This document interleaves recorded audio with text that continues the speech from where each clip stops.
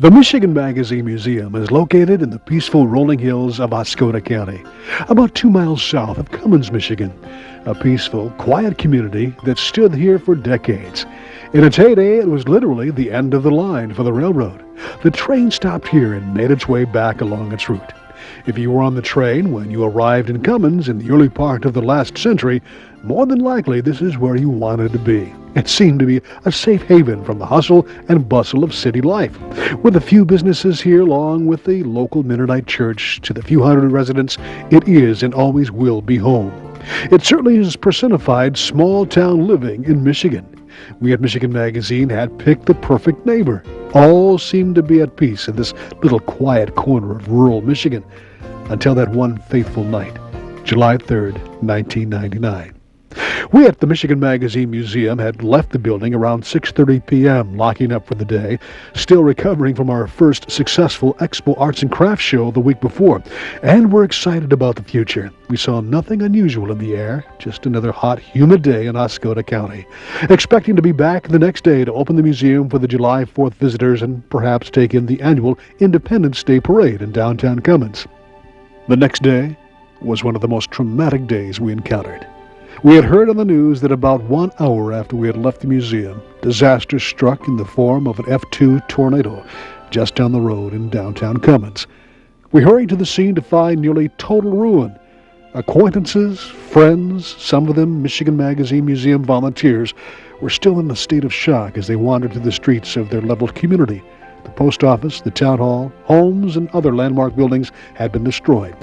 As we wandered the streets, we heard stories from those that had experienced this sneak attack from the skies, stories of close calls and divine intervention that kept them from serious injury, which seemed to be the case throughout the entire community. Thank God there were no deaths or serious injuries, just hundreds of thousands of dollars in property loss. As we walked the streets of Cummins this July 4th, 1999, we were drawn to the totally destroyed Cummins Mennonite Church and were struck by the fact that amongst the rubble, still standing and waving next to upright chairs, was the American flag. This segment on Michigan Magazine isn't a story of the destruction of Cummins, but of the progress one community has made to reconstruct their heritage and town through volunteerism and dedication. One prime example is the church itself. Within weeks of these shots, an overwhelming response from various religious denominations from not only Michigan, but from throughout the Midwest, made their way to Cummins to put the community's place of worship back in order. There were not only Mennonites, but Baptists, Catholics, Lutherans, and Amish, to name a few. Everyone put their differences aside for what looked to be like an old-fashioned church raising, all coordinated through the organization called Mennonite Disaster Services. We talked with Disaster Services Coordinator Jim Scott of Cedar Springs, Michigan, about the work of the MDS after they heard of the Cummins tragedy. We've taken on the responsibility of providing most of the labor to rebuild the church. The church is buying all the material, and we just furnish the labor. Right, and it's not only Mennonites, but interdenominational, I would say. Oh, yes, people from all faiths are coming into it. We've had all faiths, Catholic, and we've had congregationals, and of course the Mennonite and the Amish, and pretty much everything. Right, I see. Baptist and all. Yeah, I see. As a matter of fact, it's quite a larger structure than the original, though. This is going to be a large church. What are the plans? Who decided the final construction plans of this project? They have a church committee, and they worked on that. Okay. With the guidance of myself to help them figure out just how much we can build. That's where we've gone to. So what is the basic timeline for people to be back in church? Or is this pretty much as the weather is and it goes day by day? Or I'm hoping we can have them back in by the first Sunday of Advent. Whether it'll be completed by then, I doubt it, but I think we can have them in there by then. Yeah, you've had pretty good weather, though, cooperating with you, haven't you? Real good. We could use a little rain. It's pretty dry up here, but we're doing good. And this is not only local people, but, I mean, you come all the way from down by Grand Rapids. We've got them coming from all over the state, don't we? We've had them from Indiana. We've had some from Ohio. I'm expecting some people from Canada to come in before we're done. So, yeah, we come from all over. That's amazing. It is really unusual for a lot of people to see everybody coming together, despite their differences perhaps, and doing something for a common cause. I mean, this must make you, well, you probably are used to something like this, but a lot of people, this is kind of an unusual and a kind of heartwarming event here. Oh, it's very heartwarming. Even for me, it's very heartwarming. I never know from one day to the next how many I'm going to get. I just keep calling and asking different groups if they can respond, and those that can come, and the rest of us, you know, we do with what we got. But yesterday we had 46. Ooh, my goodness. Today we have 20. So my gosh. we never know.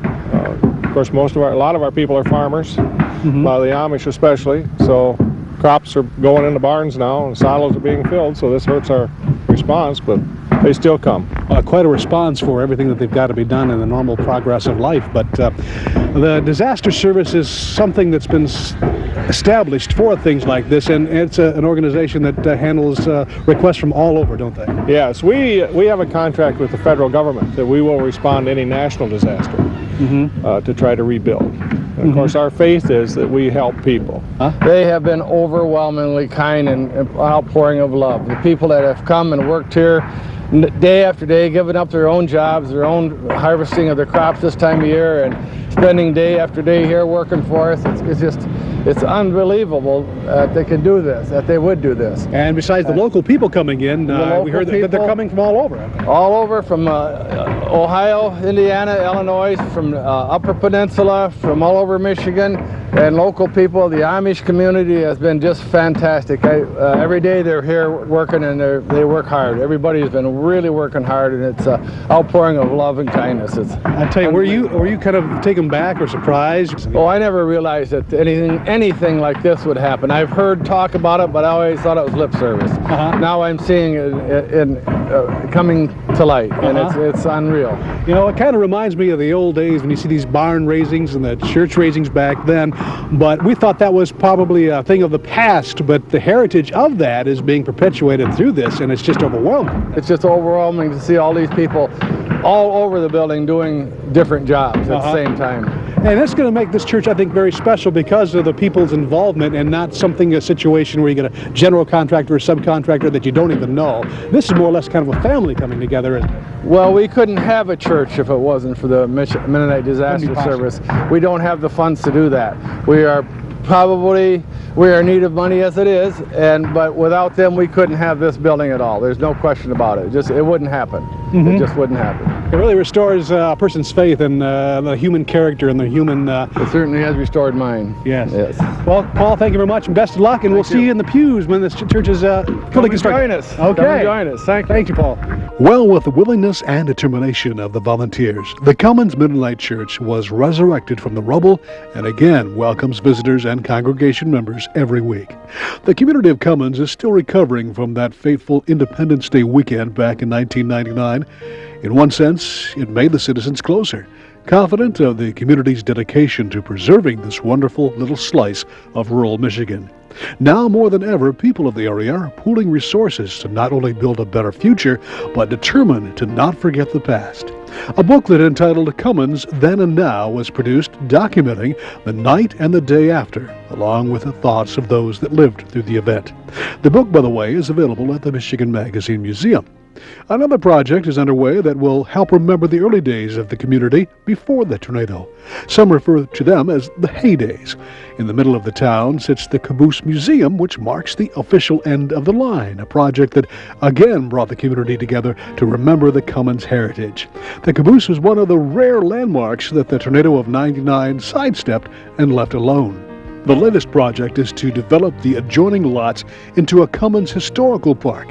The project inspired cooperation among 3 local arts and cultural groups to agree to research and memorialize Ferdinand Stutzman, a significant figure in local history. The project includes a bronze bust and historical plaque for permanent outdoor display in the park. The bronze bust was commissioned and created through grant money from the Michigan Arts Council.